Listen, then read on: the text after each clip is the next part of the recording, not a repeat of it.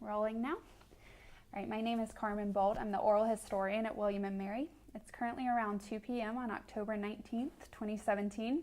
I'm sitting in Swem Library with Audra Mallow. Will you tell me the date and place of your birth? November 12th, 1967 in Newton, New Jersey. Great. And what years did you go to William & Mary? 1986 to 1990. Excellent. So can you tell me a little bit about where and how you were raised and a little bit about your family? Sure. I was brought up in rural New Jersey. There are a lot of kids from New Jersey who come to William & Mary, and the reputation of the state is quite bad, but it's not a bad state. And it was a very nice kind of middle class upbringing. My parents were both teachers. I had a younger sister, and it was, a bit of suburbia and a lot of just regularity. My mother unfortunately passed away when I was 13, and we moved to Massachusetts for a few years, just kind of for a change for my dad and for us. And that was interesting for me. It was, meeting new people. I had grown up with the same people, gone to school with the same people from 0 to 14 years old, and so I was thrown into a new situation, and I really liked it because I had always wanted to sort of experience something outside of New Jersey. My parents were both from there, went to rival high schools. Their parents were both from there. Every Sunday we had family dinners with all of the grandparents, and we all went to church together first, and so it was very sweet in that way, but I sort of wanted something different. So Massachusetts was the first chance I had to experience something pretty different, and I also went to a private high school there. The public high schools were just very, very big, and it was easy to kind of get lost. And interestingly, that was kind of against the philosophy of my parents because they had been teachers in public schools. But again, I wanted something different, so I thought that was cool too. And it was there that I started to look at colleges, of course, and so then I wanted to, reach further. But my upbringing was sort of very, very normal for about 13 years, and then got kind of, turned upside down. But I had some really good experiences through the rest of my high school experience. Great, that's good to hear, especially after such a big move like that. And having had your entire life up to that point surrounded by family in the same area, to move somewhere, it could really go one way or the other. So it's good to hear that you had some great experiences. You mentioned you started to think about college while you were at this private high school in Massachusetts. Can you talk a little about how William & Mary got on your radar? Yeah, so my dad was a high school guidance counselor for 37 years, and he had a philosophy that kids should go away to school, not necessarily terribly far, but far enough that they couldn't just pop home to do their laundry or something, and that would help them grow as people. And so he opened up for me a lot of opportunity. I was living in Massachusetts at the time, and so I was allowed to look at colleges from Maine, north-south, from Maine to North Carolina, and from east-west, from the East Coast to the western border of Pennsylvania. So I looked at a lot of different places and actually got athletic scholarships at a couple of different places, and was very excited about that. But when we came to William & Mary, I walked on campus and I said, oh, this is where I'm going. To me, it was the encyclopedia definition of college. If you open it up, the picture was William & Mary in my mind. And so my dad said, well, that's great, but you should really apply some other places too. So I did. I applied to 5 schools and applied early decision to William & Mary, and was waitlisted actually from the early decision, and I was put into the regular application pool.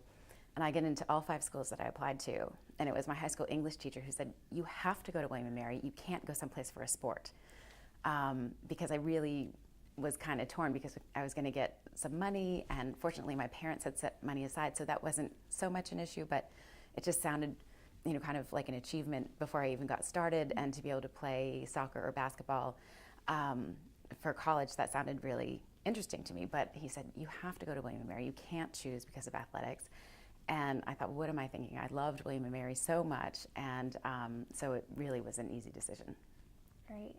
Can you expand a little on that first experience stepping on William & Mary's campus? Like, yes, I can totally get what you're saying with that textbook, just definition of college, but what did you see? What did it feel like? What did it smell like? I remember I was wearing a very brightly colored sundress. It was kind of color blocks of like bright pinks and bright yellows, bright blues, bright greens. The back had an X across it had straps that were an X, and I was wearing a white sweater over top of it. I remember it so much. And I remember sitting on some of the brick steps that lead into the sunken gardens, and just sitting there reading, I think it was probably a brochure about William and Mary, and just being so excited, like, I can actually live here, I can be here, this is the place that I get to call home. And since my upbringing had been kind of, turned over a little bit with the loss of my mom, I was excited to start a new chapter, that was sort of clean and uninterrupted and unblemished. And so I was really, really excited to be able to do that in a place that just felt so much like home to me already. And it really did. It just felt comfortable. The bricks, the grass, the trees.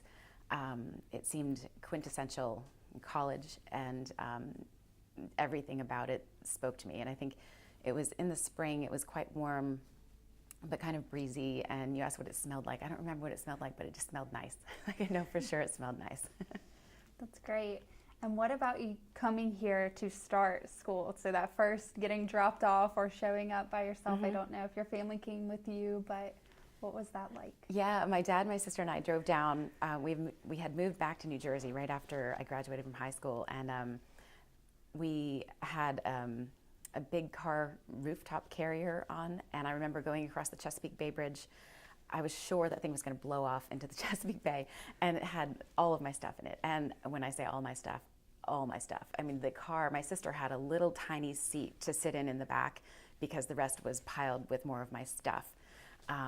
And I just was so excited to come, and it was hot as anything, of course. It was August, and I was moving into Yates on the third floor center. And now I see they have air conditioners in all the windows, and we make fun of them. We say, oh, that's so soft. They're such soft kids now. We were tough. We had, 100 degrees in our rooms. It was awful. But it was great. And I had talked with my freshman roommate, Kirsten Mahler was her name, and we had coordinated which bedspreads we were going to get, and the bedspreads were white with colored lines on them, and she was going to get certain colored towels from some of the colors, and I got other colored towels. So I met her, and that was great, and we were just so excited. It was ridiculous. I'm sure we were just ridiculous teenagers. That's fantastic. So when you came here, did you know what you wanted to study? I thought I wanted to study economics, and I didn't know fully what that meant. My mother and my grandmother had been home economics teachers, and so everybody said, oh, that's great, just like your mother and your grandmother. And I was like, no, not cooking and sewing, supply and demand. And so I signed up for, a lot of classes that I had to, and then economics as well, and it was incredibly hard. And I, pretty quickly realized this is not going to lead to a job right out of college. So as much as I loved being here, as much as I'd wanted to come, I already was kind of looking to be fully independent, and was really excited to have a great experience, but then to get out on my own. And I thought, I don't necessarily want to get a PhD, straight out of the gate, 8 years hence or something. So I started taking other classes, and of course we didn't declare a major until after our sophomore year. And I think I first declared accounting, and then going through accounting classes realized, well, this is a very specific job I would have, and this is not exactly what I had in mind either.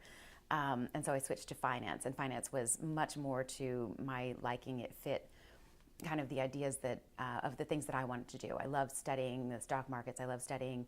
There was an options class I took in my senior year that was phenomenal.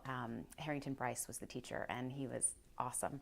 And so yeah, finance, I found my way to finance relatively quickly, and I knew from the get-go that it was something in that realm that I wanted to do. Great. And you said Professor Bryce was impactful. Were there other professors or mentors you had here that stand out to you?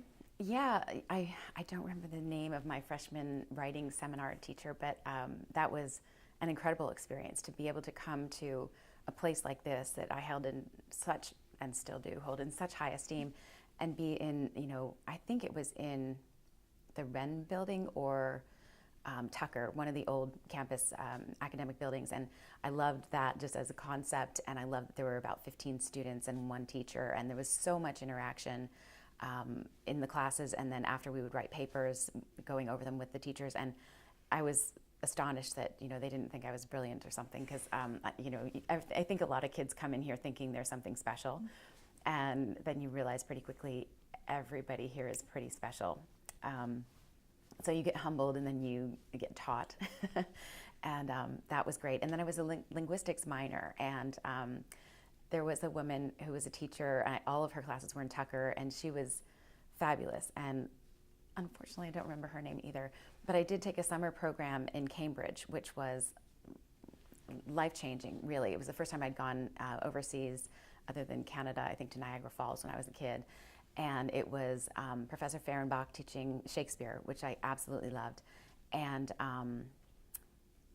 European Political Systems was the name of the, Clay Clemens was the teacher, and that was our class, and so that was great. But so Clay Clemens, who was about our age at the time, maybe just a few years older, and then Professor Fehrenbach, both of whom I've seen within the last couple of years when I've been back at William & Mary, and Harrington Bryce, he was absolutely fabulous. Great. Were there any other mentors or advisors you had outside of professors, or? I was on the swim team my freshman year, and that was a great experience, really great experience, very difficult. And of all the sports that I played as a kid, swimming was not among the top, and so I struggled there. And I wouldn't say the coach was a mentor so much. It was kind of a rough go, but it was eye-opening. So that it definitely taught me a lot. It wasn't a mentorship experience, but it was some place that I learned something outside the classroom. Sure, impactful nonetheless. So how did you choose swimming then, of all of the sports you had played?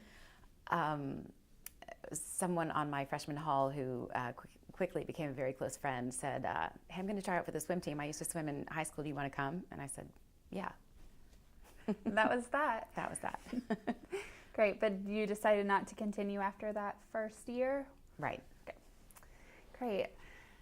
I wanted to talk about other maybe notable figures who were on campus during the time you were here, especially nowadays, and I think this might be true for William & Mary's entire history. The president seems to be very impactful on a student's experience here, and I believe Paul Verkyle was president when you were here. Do you have any memories of his presidency or what it was like being a student on campus while he was president?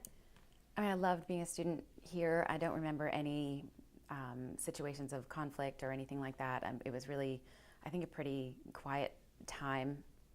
Can't say that the Berlin Wall came down when we were here, but we weren't really too much aware of that, sadly, at the time, or I wasn't, and shame on me. But I didn't have much interaction with President Verkyle.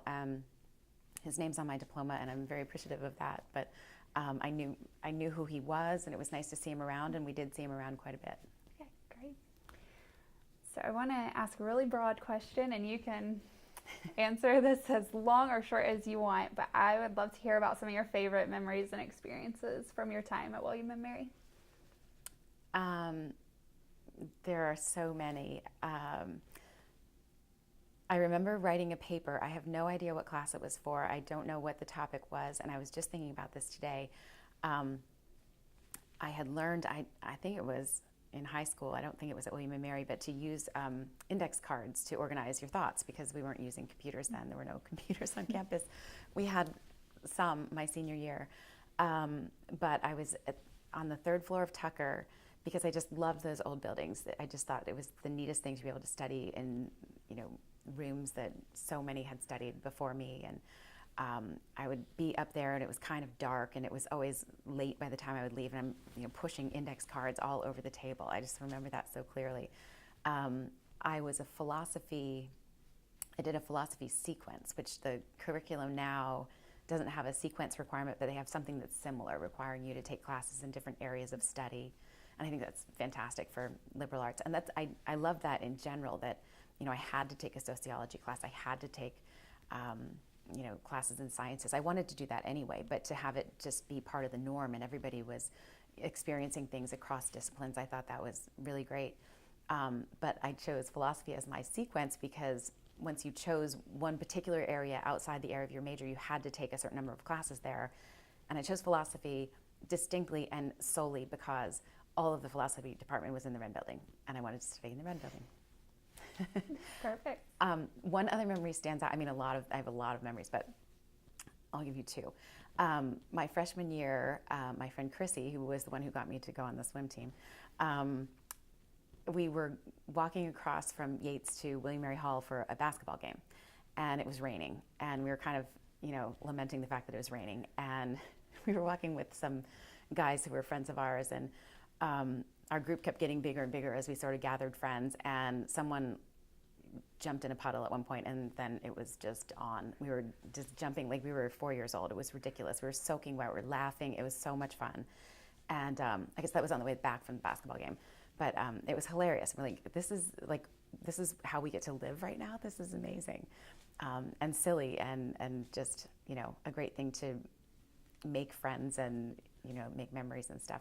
And then the other one was on the swim team.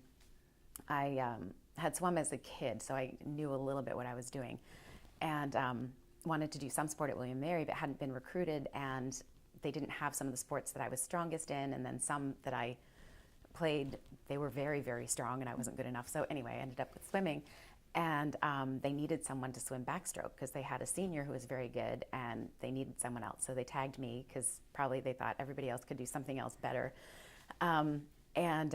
So we went to UNC Chapel Hill for a relay meet, and I was swimming the backstroke in several different relays.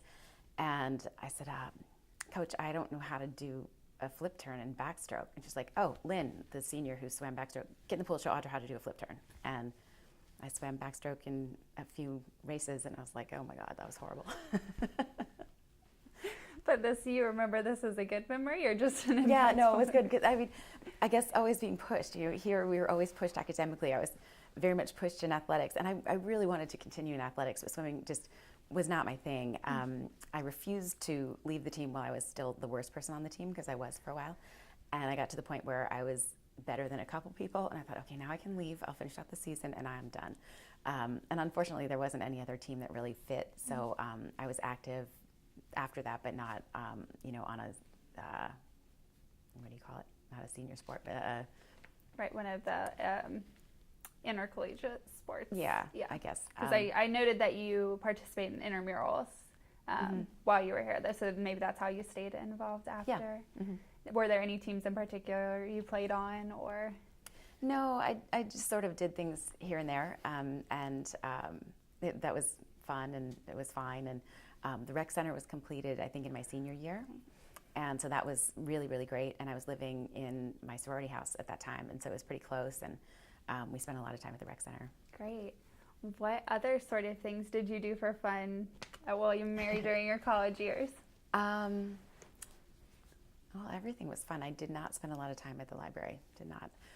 So it's sort of a funny coincidence that I was on the library board as my first board experience. But a lot of people on the library board have continued to say that through the years, like, gee, I never spent that much time here. But it didn't look like it does now back then either. Right. So the library was not among the things I did. But I was on a student alumni liaison council, which was really cool. So I did get to interact with some senior administrators in that role. That was really great. And it was the first time I got to see kind of, a little bit of how the school was run.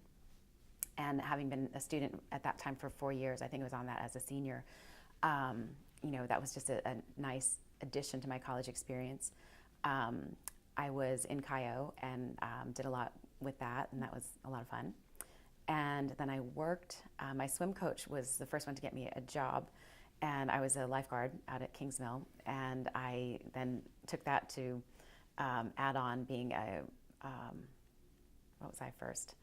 A hostess, and then I was a waitress, and then an aerobics instructor. And the summer before I left to go study at Cambridge, I was all of those things. I'd just go successively from one job to the next, making as much money as I could before I traveled. Wow. And what was that like, juggling working part-time and the all the things you were involved with on campus and the academics? What was that experience like? It was really fun. I always wanted to be busy, and I was always busy, and I still am always busy. And it was just, always finding a new challenge. And, like I said, when I came to school, I was already focused on getting out and getting a job and getting on with things, wanting to enjoy college before doing that. But so earning money was a really nice thing for me. I just enjoyed doing that. And I got to meet people outside of campus, which was also nice. And the people love to hear that I was a student. I think everybody, when I was waitressing especially, do you go to the college? And it was fun to talk about that. Definitely. And you said you were saving up some money before you went to Cambridge. Would you like to talk a bit about your time in Cambridge? Sure, yeah. It was, I think, a 5-week program, but as I think back, it seems like it was 5 months long. All the experience that I had was really great, and I think 7 of my sorority sisters were there with me, so we had a nice little group, and the group in total was, I forget, maybe 20 or 30 people, and so we all got pretty close. And it was just amazing to go around the different colleges of Cambridge University and see, I think it was King's College is where Chariots of Fire was filmed, and we saw, this is where they ran, and then to see this old Norman church that was built in 1066. We're like, William and Mary's old, but this is much older. Punting is something that they do, punting on the Cam. There was the Cam River running through Cambridge, and punting is it's kind of like a skinny canoe, and there's a big long pole, and it's like an oar kind of, but you would stick it down to the bottom of the river and use that. So we went punting on the Cam. I learned to play squash there because people said, oh, this is a very English thing, you can play squash. So a few of us learned to play squash. That was fun. And then studying Shakespeare, we saw live plays of every play that we studied. So we saw a hippie cast perform A Midsummer Night's Dream in an outdoor amphitheater. That was unbelievable. We saw, I don't remember which play, it might have been Macbeth, but in Stratford-upon-Avon, which is where Shakespeare was born. And we traveled each weekend to different universities. So we'd go to University of Bath, University of Birmingham, University of Bristol, and we got to stay in their dorms. So it was all part of the program.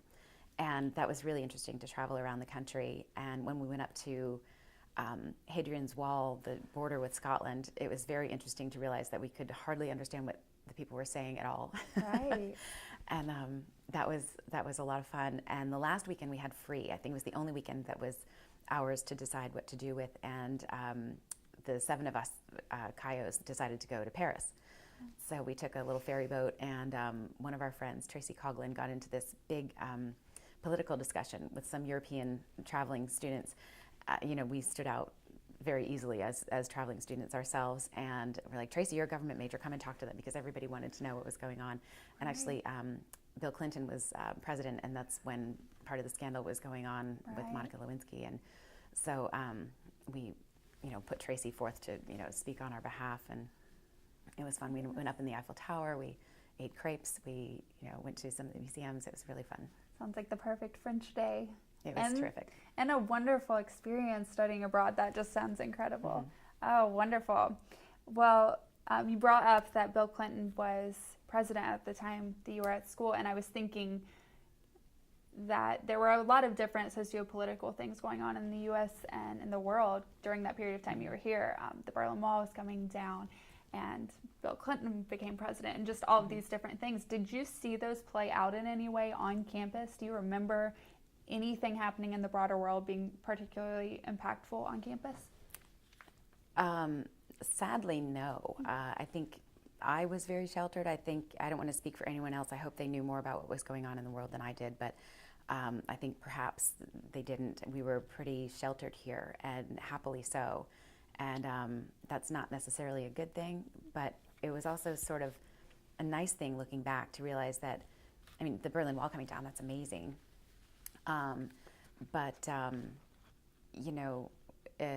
We just weren't very impacted by anything other than, what party was going on, or, were we going to go to the cafeteria or to the, the commons or whatever it was called to get dinner, Right. So no, I didn't know very much about what was going on in the world at that time. Sure.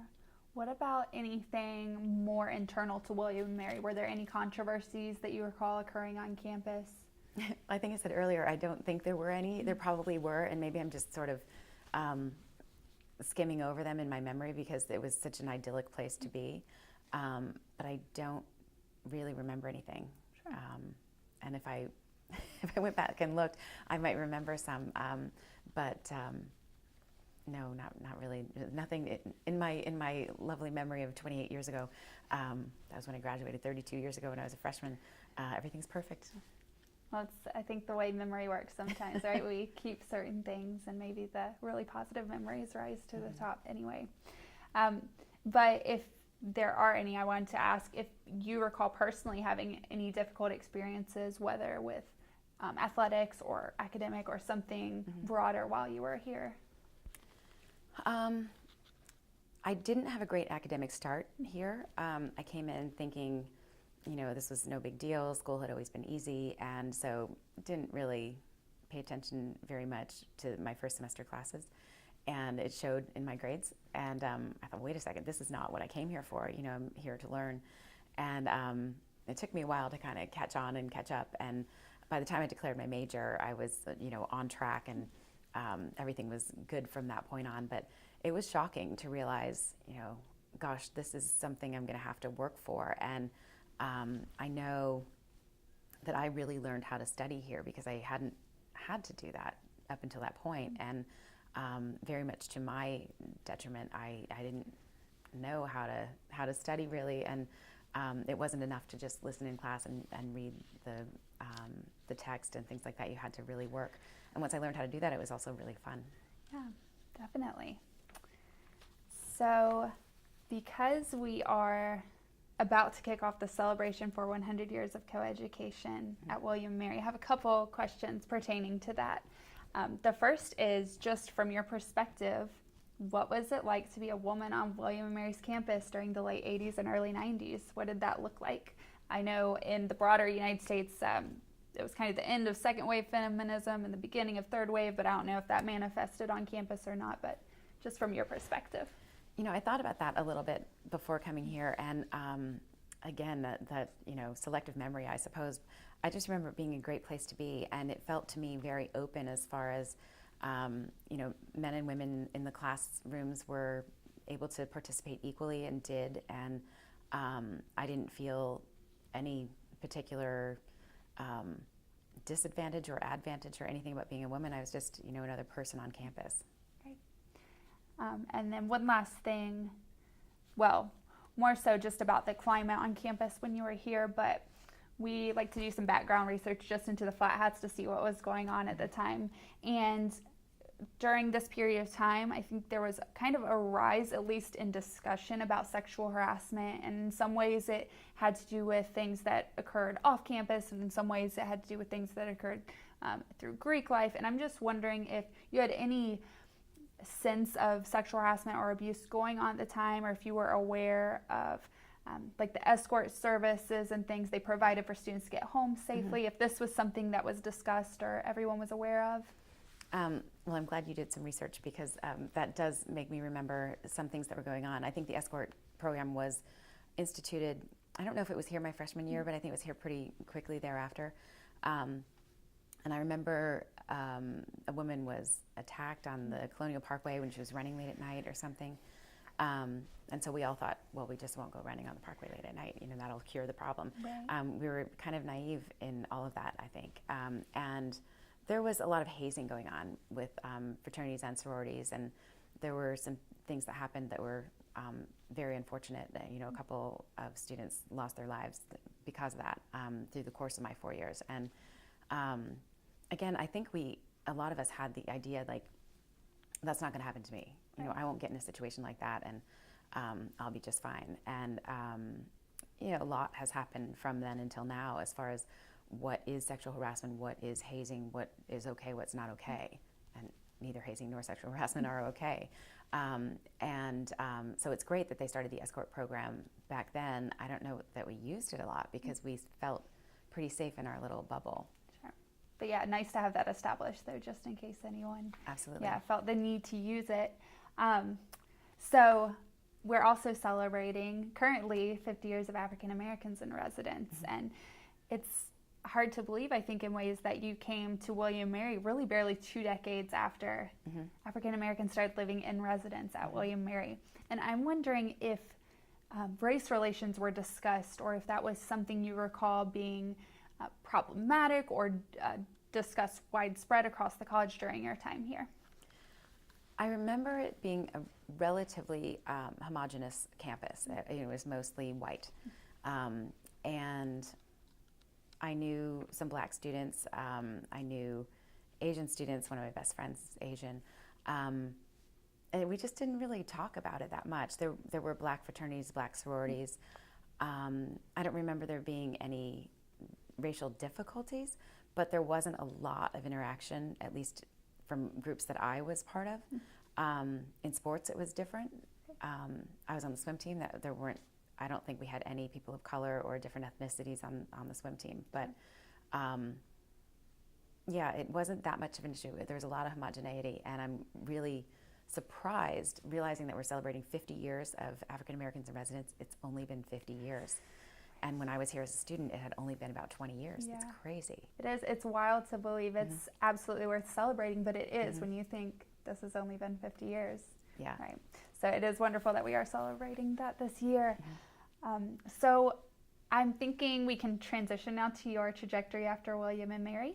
Sure. So after you left William and Mary, I mean, you went and worked for titans such as Goldman Sachs, Morgan Stanley, General Electric, and then you went on to found your own, financial consulting business, Long Course Capital. And I'm wondering how your time at William and Mary prepared you or shaped you in a way that led to that trajectory. Well, I think back to, being a woman at William & Mary was sort of inconsequential. I was a person at William & Mary. I was learning like everybody else.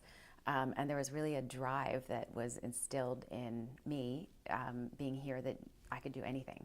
And so from William & Mary, I moved to the DC area like just about everybody else did. And I started working for a consulting company, Pete Marwick, and loved it, just absolutely loved it. Got to travel a lot for business. And actually, my very first business trip was with an Asian guy, a Japanese guy, and an Indian guy. And we went to the Deep South, and we were definitely, 3 different minorities there, a woman doing business, and then a Japanese guy and Indian guy. It was pretty funny. But they were just my colleagues, and we were doing work that was not terribly interesting at the time, but interesting in that we, could always take on more projects and grow. And I went from Pete Marwick to our biggest client, who was GE, who you mentioned. And I really liked working for GE. And the division I was in did great work, and I got some amazing opportunities, and traveled a lot with that as well. And then they decided to close our division. Our opportunities were becoming fewer, and so they wanted to move everybody to one of 2 places, and they were not places I wanted to go. I had decided that California would be really great. So I got a job in California, and they moved me out there. And I had begun to think, well, if I really want to advance in this company, which I did, I need to know a little bit more, because my business experience at William & Mary and the education I got was great, but it was 2 years of focusing on business, and even at that, we were still taking other classes, not just business. So I wanted to go on and get a business degree. So I started applying to business schools and got into the University of Chicago. So enjoyed my 15 months in Newport Beach, California, and then moved directly to Chicago, and thought it was going to be, just kind of a grueling experience, sort of a drudgery that I would get through and be better for at the end. And it was so much fun. I mean, it was really, really terrific.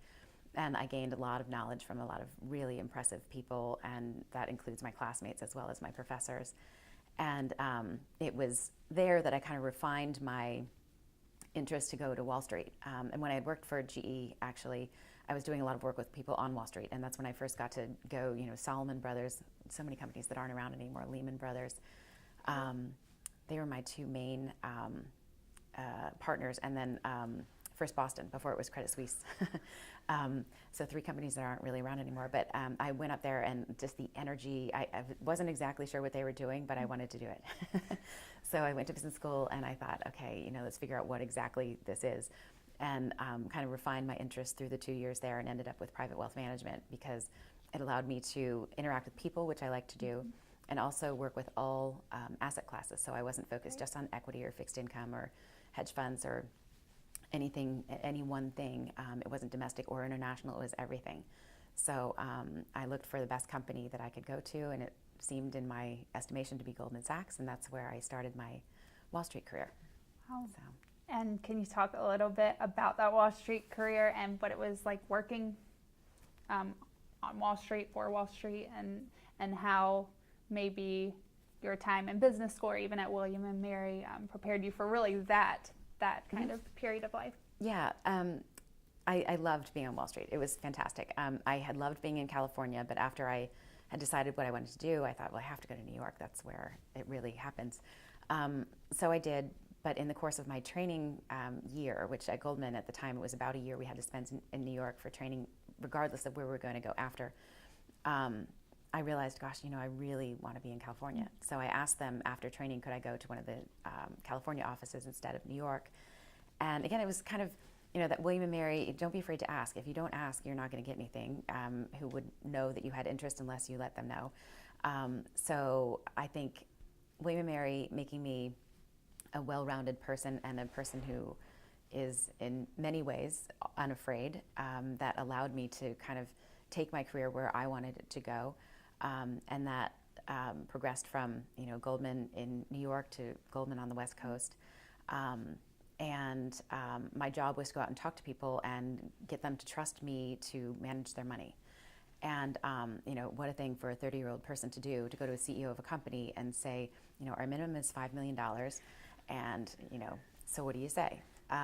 And it helped to be able to attach to different things that I would find about the people I was talking to, whether it was, I'd meet them often in their offices or their homes. And so I would look around as I was taught to do. And, I'd see a photo of their family and, maybe there's a child playing soccer. And, oh, your child plays soccer. And the conversation would evolve, and I knew some things about soccer from, being at William & Mary and knowing people on the soccer team. Or I'd see a book on their bookshelf, and I'd say, oh, I actually studied that, in England at Cambridge University. So being well-rounded from having had to study so many things that I loved studying was really helpful in doing all of the things that really were building a relationship, that built trust, that got people to give me their money to manage so I could do my job. But it was the skills I learned as a person, to be a well-rounded person, a person who was, I hoped, likable, trustworthy, those things that I would think everybody wants to be, that made things work on Wall Street. So it wasn't just the numbers and my ability to, evaluate the, possible returns of different securities or investments that got me the money. It was really the person who I was very much at William & Mary taught to be. Wow. Well, with some of those observational skills, I think you might have a career in oral history ahead of you as well. Just throwing that out there. So then after your time on Wall Street, you eventually went and established your own business. So can you talk a little bit about that process? Yeah, sure. So after Goldman Sachs, I went to Morgan Stanley. So Goldman changed a little bit after they went public, and it didn't seem to suit my clients as well as it had. And so I went to see if there was another place that would fit them better. And Morgan Stanley seemed to be that place. So I was there for about 9 years, and then decided, oh, maybe this isn't exactly what it was. It was changing internally a little bit, the politics and whatnot. And Barclays was trying to establish a footprint in the U.S., having been, or they still are, a British company. And so I went there, and I thought, well, this isn't exactly what it seemed to be when I was coming in. And at this point, I had been in the business for 17 years. And I thought, I feel like I have a pretty good sense for who I am, for what I know, for what I'm good at, what I'm not good at. And I think I know my clients. I think I know the types of people who could be my clients and what they need. And I've learned from some really good people along the way. So I guess I should just do this on my own. And that was never my goal. I liked working for a company, a big company. I liked, the perks that would come along with that I could bring to my clients. I could take them to, fancy events and with an expense account to nice restaurants and things like that. But that's not really what was important about the job or important to my clients, at least not all of them. And it was, them entrusting me with their fortunes that they had worked so hard to create and to grow. And so I decided to start my company. It's very difficult to come up with a company name. I thought of a lot of them, and most of them were taken. So I thought, oh gosh, how do I incorporate kind of who I am? And I've heard you're not supposed to name your company after yourself because it's difficult to, transition it to someone else if you get to that point. And I thought, well, gosh, my hobby now is triathlon, and I do long course triathlon, the Ironman distance. So, Right. they call it long course. And then I swim still, again. I've recovered from the experience at William Mary. Long course swimming is when you're swimming in a 50-meter pool. So I was like, well, long course capital, let's see. And that was not taken. So he started it, and I have a handful of clients, some of whom have been with me for a very long time. And I'm pretty new in that. I'm about 2 years in and looking to grow. Wow. That's fantastic, though. And a nice, interesting tie to your beginnings in the pool at William and Mary. I'm wondering, because of your field of work, what the impact of the financial crisis was, if you ever, how personally you felt that, or how closely you felt that during. My summer internship when I was in business school was at Lehman Brothers. I was on their trading desk, half the summer on the equity side, half the summer on the fixed income side. And when I was on the equity desk, we would leave about every day for lunch for some IPO pitch because companies were going public like crazy. And we came back one afternoon from lunch, and the desk that had housed the Latin American equity team was empty, just gone. That was 1987. So there had been a Latin American crisis, and boom, I was like, oh, that's how it works here. And it is exactly how it works on Wall Street. If someone needs to go, they're gone. There is no thought, there's no counseling, there's no, how are you feeling? Just gone.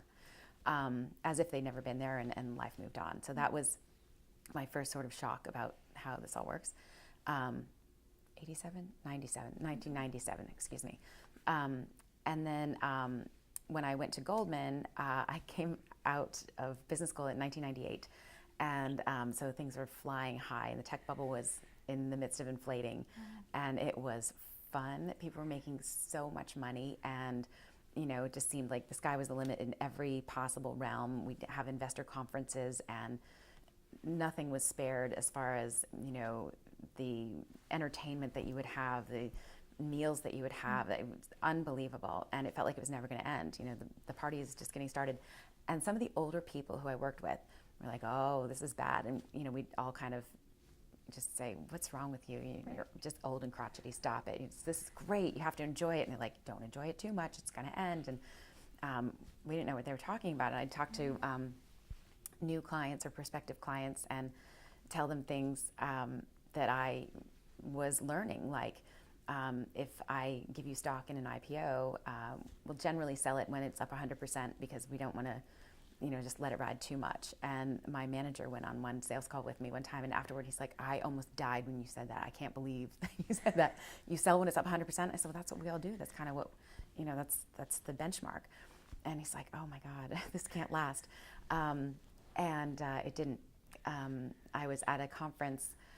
I was with Goldman, and it was an investor conference on e-commerce in Las Vegas. And every one of us, every new person in the business, was put up in a suite in the Venetian for a week. And we were going to all of these meetings, and we were meeting executives, and we were, of course, talking to them and trying to build relationships, the idea being to get them as clients. And we started getting phone calls, and like, you have to get back to LA right now, because the clients we did have needed to talk to us right now. And the tech bubble burst, and it was crazy. And for those of us who are new to the business, we're like, well, this isn't going to go on forever? Oh my gosh, you were right. To all those people who were saying, be careful. And fortunately, I think most of the people who I was working with had really listened to what we were told. And this is part of what I lean on now in my own business. I was taught that diversification is paramount to your success in investments. And you can't have, and I had clients who would say, well, why don't you just put all of my money in technology, because those are the stocks that are going up so much. And so that's not safe, because if something happens to that sector, you really should have something in financials and energy and consumer and healthcare. And a lot of them didn't want to. And they told us at Goldman, if the person is giving you $10 million and they want to put it all in technology stocks, you have to turn them down. You have to say, no, I can't take you as a client. And that was really hard to do. But my clients were diversified, and their tech, the tech portions of their portfolios didn't do well, but they didn't have a tremendous overabundance of technology, and we recovered. And the people who went through that both clients and professionals, it sticks with you for a while. Sure. You know, the negatives stick with you a little bit more strongly and more memorably than the good things. And, you know, the conferences weren't as lavish. The lodgings weren't as lavish or as long. No more Venetian. No more week-long, you know, ability to go and just kind of, you know, talk with people and have fun and all of that. And went on, and I moved to Morgan Stanley, and things were going on in the economy, and then 2008 happened. And, you know, you're watching the market limit down, limit down, limit down. There's one day I was sitting in this boardroom as chair of the board of Swem, and I had to, you know, stop the meetings for a while. I said, I have to send a note out to my clients right now, because I was watching and getting alerts and everything on what was happening. And that was really tough, because it wasn't clear where the bottom was going to be, and it wasn't just a tech bubble that had burst. It was kind of everything went down together. You know, in very good and very bad times, they always say correlation goes to 1. So everything in the, you know, tech rise, everything was going up, at least in tech. In the 2008 crash, everything came crashing down, and it was scary for everyone, because we thought, you always think whatever's happening is not going to end, you know, the good, the bad. And that ended, and I think we remember that, clients and professionals, very, very poignantly, and use that to guide what we do. Again, diversification is key. Don't be overextended. Make sure if you are going to need cash that you have that at the ready. So it's all the experiences that you accumulate over the years that kind of shape how you work with clients and just consider investments generally going forward. Wow. That's fascinating. I mean, and it's a little wild to believe that we're almost a decade out from the 2008 financial crisis, just all that, the recession. Today is the 30th anniversary of the October 1987 crash. Oh my goodness. Wow. What a 30 years ago. What an anniversary to mark with this. We've come out of it. We've come out of it. Well, thank you for recounting all of that to someone who does not work at all in finance. Sure. So yeah, but that's helpful to know, and just hearing how the different businesses you've worked for, and actually how you've taken the experiences from your different work and brought those all together for your own business. I think that's great. So I wanted to talk a little bit, you mentioned the library board, and I wanted to talk about the ways you've remained involved with William & Mary, because that list is extensive. But yeah, you were on the library board, and you have worked with the foundation, and I mean, so many other things. So would you like to talk about some of the ways you've remained involved, and what has led you to remain involved the ways you have? Sure. It's been a great pleasure to be involved with William & Mary in an official capacity since having graduated. And I was talking with some new foundation board trustees about that it's really gratifying to be on campus with a purpose, rather than just being nostalgic and looking at, you know, oh, they changed that building, or look, there are new flowers over there. It's really, really nice to see what the university is, where we are now versus where we have been, what the plans are going forward. It's nice to do, but it's also really impressive. This place is ever more impressive. And I got involved, I always came back for the 5-year reunions, but when I moved to California, which was not that long after leaving here, it was more difficult to kind of justify the trip. Sure. And so I guess maybe 10 or 12 years after I graduated was when I went on the Swem board. And that was because one of my friends' parents had been on a board and said, okay, we need one of you young people to get on the board. We need more young people in the library. And I said, oh, not me, I live too far away. And a lot of other people just found reasons to walk away, or like, oh gosh, look at the time. And so one of our friends stepped up and said, okay, I'll do it. And that was Sophie Lee, and Sophie leads the way for a lot of us in our alumni endeavors. And so it was a couple years later that she said, oh, come on, you just have to join the board. And I said, I don't know. And so Connie McCarthy, the Dean of Libraries at the time, came to visit me in California, and she's lovely. And from her talking with me and Sophie just continuing to badger me about it, just absolutely badgering me, I said, okay, fine, I'll go on the board. And I never really went to the library very much during college, so I don't know if I should be on the board. She said, oh, that's okay, no problem. And, came back here and was like, it's so great to be back. So from the very first interactions on the Swem board, I thought, okay, this is really fun. And I was on the board for 5 years, and then my 6th year I became chair of the board, and they asked me to stay a 7th year because they like the chairs to stay for 2 years, so I did. And I was very happy because at that point I was like, what do I do after this? Like, what am I allowed to do? What can I come back and do? And so after 7 years, Sophie had gone on, she was on the library board for most of my time, but then had rotated off, had a little break, and then went on the foundation board. And I thought, well, I don't think they'll ask me to be on the foundation board. I don't think I'm important enough as an alum to do that. And so a couple of years later, Sophie said, well, you should consider joining the foundation board. I gave them your name. I was like, really? I don't think they'll ask me. And they did, and I said, yes. I couldn't say yes fast enough. And I think a lot of people who've been on boards are kind of like that when their last term ends, kind of like, okay, what's next? Oh, can I do that?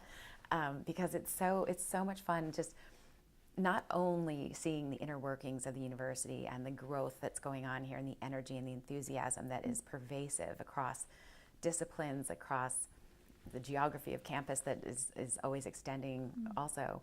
But the people, the people that you get to know on campus, the other alums, people whose names are on all kinds of buildings, and people's names are on no buildings. I mean, just the warmth that is William and Mary, the things that we share, the collective memories are so strong and so deep and so positive. And positive, even some things that weren't necessarily positive at the time, but just kind of persevering, hearing how someone persevered through something, or how I persevered with people through, certain things, and, coming out stronger for it and being able to talk about it and look back and say, wow, aren't we lucky to be where we are? Sure. That's great. So what sort of things, now you just came from a board meeting, yes, or you're in town with that, and what kind of initiatives are going on now that you're involved in or that you're pushing the way for? Well, we have a lot of initiatives. Of course, the campaign is going on, so we want to increase alumni participation. We want to get undergraduate donations to 40%, and we want to raise $1 billion. And we're well on our way to all of those, which is really exciting. And since I'm in California, I'm one of the co-chairs for the California Campaign Committee. And we had a great campaign launch out there March 17th, so it was easy to get people to agree. And they launched in San Francisco the next day, which I heard was a great success as well. I would have been there. I was running the LA Marathon that day, so I couldn't go, but I felt really badly. So I have to kind of say that because I would have been there. But now I'm looking to bring William and Mary to California even more. I want to have a Women in Action event, and Women in Action is something that came out of the athletics subcommittee to the development committee on the foundation board. Through my friend Mary Ellen Feely, she's class of '85, and she said, we need to do more about women athletes who are alums. We need to do more about women alums in general. And the Women Alumni Initiative had already come up through the foundation board as something that became a study that showed us that women were giving in far lower percentages and in lower dollar amounts than men. And we then extended the study and found different ways to try to engage women, and it's really taking hold. And so Women in Action is something to reach women athlete alumni. And we have different events kind of around, I would say around the country. That's a little bit aspirational. We're not around the country yet. We're sort of around the Northeast and Mid-Atlantic. But I think we have more opportunity to bring this west since the campaign has now launched there. Yeah. So that's a really big thing, is getting women engaged in general, keeping the athletics department well funded, because they don't get that much. The student fee goes to athletics, but besides that, they don't get support from the university. Gotcha. And so they're always kind of fighting that battle, and a lot of the teams are incredibly successful, the swim team being paramount among them. The men's and women's teams both won the CAA championship last year, and for the men it was the second year in a row. And there are so many different accolades among athletics that it's incredibly impressive, and what they do with so little is also impressive. So one thing that I want to do, even though I swam for just a year, I swim now all the time as a triathlete and a master swimmer. So I want to help bring those facilities up to up to below average would be fantastic, but who aims for below average. So Sure. we have some aspirational facilities, an aspirational facility in mind that's swimming and diving, to bring the diving team back, because that was disbanded after they built the new Right. pool that didn't have a diving tank. It just seems with the success they've had, and the affinity that those athletes have, both men and women, for the university, they deserve something better, and I think the school would benefit from that. So that's a big initiative in the campaign as a whole, for the athletics department underneath that, and then for swimming. But it's also for the greater college community, because if there's a great aquatic facility, that can be used by a lot of different constituents Sure. of the university for different classes that they have in that realm, whether it's water safety instructor, or there's a lifeguarding class that I took as a class. I took all my classes in the pool, I think, my freshman year, my athletic classes. But then in the community too, and Williamsburg is a big community for retirees. So, Right. aqua sports are very good as far as being non-weight bearing and easier on, arthritic joints and things like that. It's also great for rehabilitation for people of all ages, and just recreational, and then safety programs for kids, because there's a percentage that I'm not going to be able to quote properly, but a tremendous percentage of deaths of children under a certain age are by drowning. And if you can just teach them to swim, and I'm involved in a program on the West Coast that raises money for swim lessons for underprivileged kids. So I think there's a lot of application. It's just really getting people to attach to a sport that doesn't have a lot of panache, Sure. especially I shouldn't say especially here. It's an Olympic sport. It doesn't raise a lot of money. Now there isn't any room for spectators, really. So part of the new facility would have room for that. So Great. for me personally, and kind of all the way up the chain, I really want to help with that. And some other initiatives, I guess, I don't know, just continue to drive participation. We hear from Matthew Lambert, Director of University Advancement, that that's the most audacious goal, is the 40% undergraduate giving, because that puts us number 5 in the nation among peer institutions. So that would be phenomenal. Absolutely. Wow, yeah, there's some wonderful things and wonderful initiatives going on, and just so, just such optimistic and lofty goals, but ones that really, I think, from what I've observed, we've surprised ourselves again and again with how William and Mary alum rise to meet those Absolutely. goals set before them. So I have a couple more questions for you, and these get pretty broad as well. What changes have you seen since the very first time you stepped foot on William and Mary's campus? What kind of changes have you seen occur either in the footprint of the school or different things that have gone on here? There are the obvious visible changes, additions to buildings like the one we're sitting in, the addition of air conditioners in my freshman dorm, which I wish were there then. And then there are the ones that you wouldn't know about unless you were paying attention to the college, like the curriculum that they have revamped completely, and it looks like it's a resounding success. The students are loving it, the teachers are loving it. I've seen just kind of keeping pace with what's going on in the world, really. There's much more technological capability.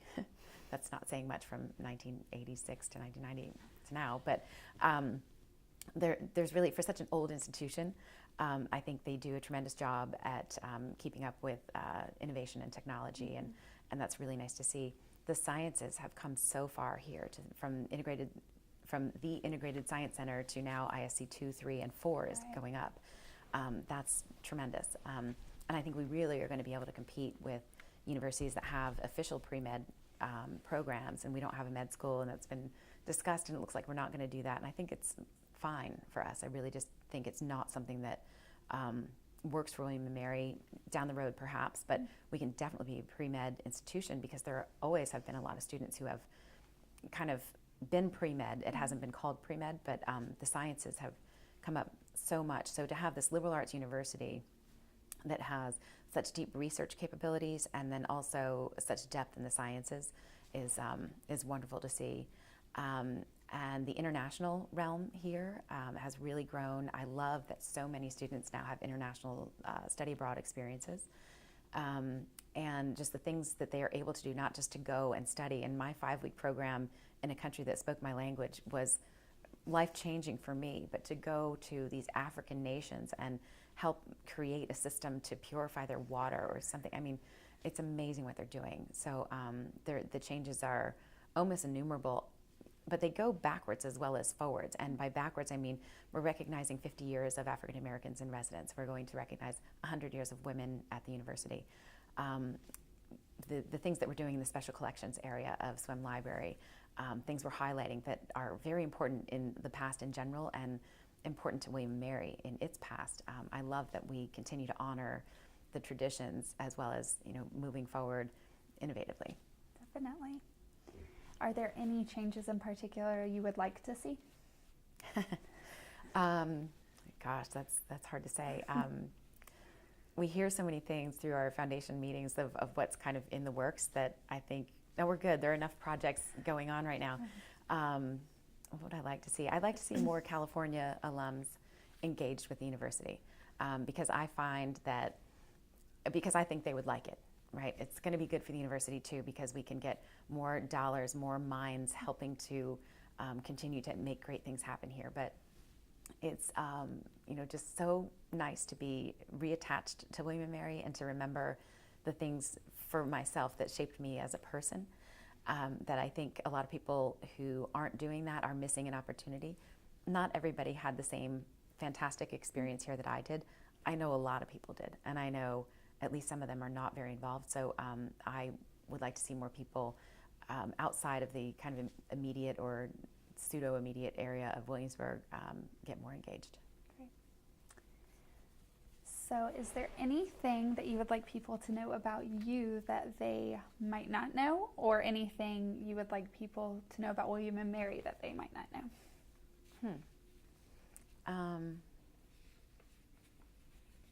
I don't know. If anybody wants to know, they can always ask me.